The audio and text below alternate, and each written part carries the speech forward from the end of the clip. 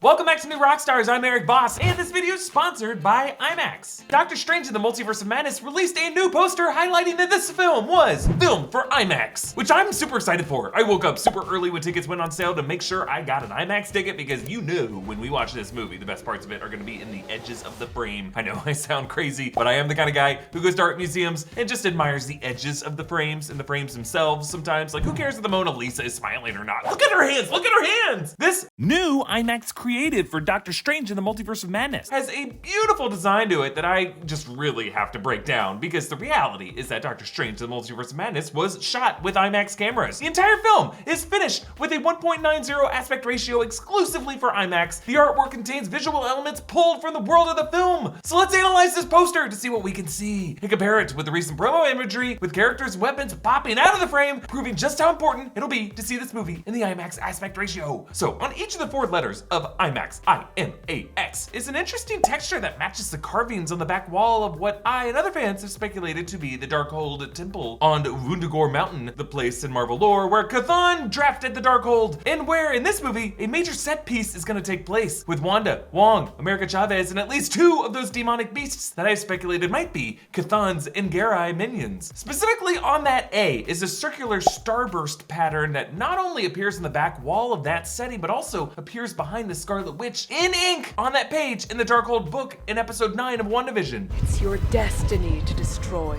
the world.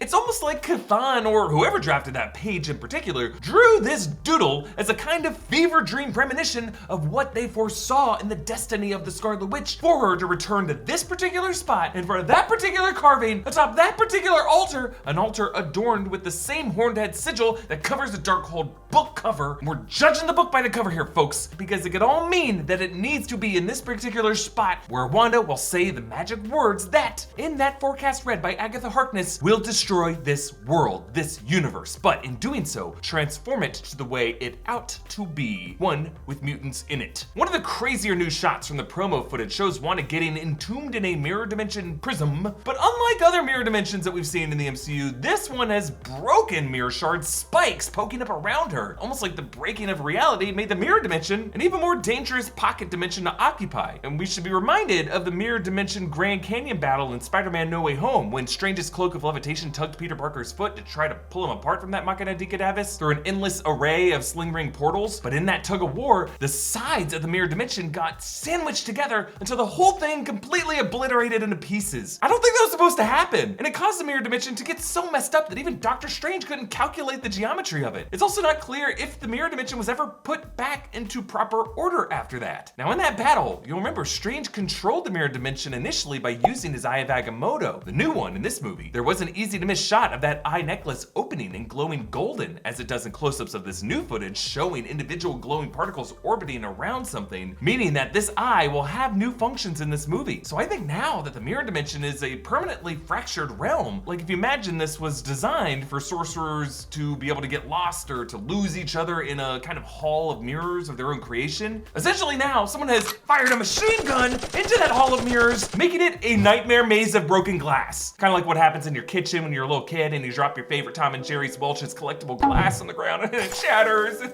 And your parent comes and goes, and little Erik, you ain't got shoes on, don't you move. I grew up in the South, that's how we talked. This is just me trying to explain why I think much of this movie's marketing, including this IMAX poster, is so centered around the broken glass aesthetic. And in fact, another really cool design detail in this artwork is the way each broken shard refracts the letters disintegrating in different ways. The shard on the left shows the M melting into that inky goo like the buildings of New York and the various overcast shots of the city and trailer footage. Another shard over the M and the A shows cleaner breaks, but an additional layer of the letter A also breaks behind it. Just a cool way of showing how when you're a Nexus being and one of you breaks, all of you's breaks. The shard spanning the A and the X is a reference to the floral pattern columns seen at multiple points in the trailer. There's another clean break on the other side of the A with the X, but then on the top half of the X, that shard shows that X breaking apart by splitting into blocks, just like how Doctor Strange and America Chavez look in that amazing shot from the trailer. We also learned from recent footage that Strange will say this line in the movie. This is the only way. Which is a direct callback to his final words to Tony Stark before he dusted in Infinity War on the planet Titan. There was no other way.